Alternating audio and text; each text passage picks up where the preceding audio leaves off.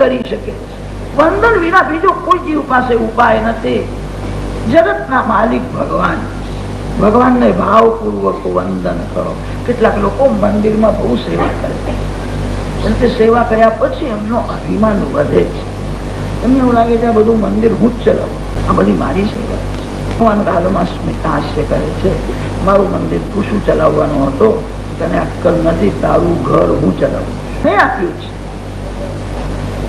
જીવ કેવલ ભાવપૂર્વક વંદન કરે છે.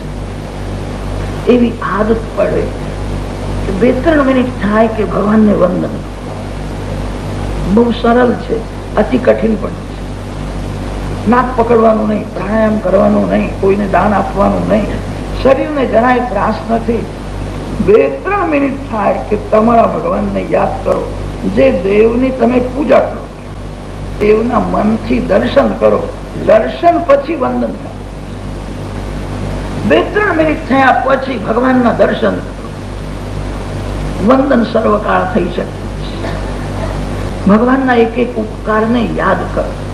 ભગવાન તમને સંપત્તિ આપે, ભગવાન તમને અતિ સુખી કરે. દુઃખના દિવસોને ભૂલશો.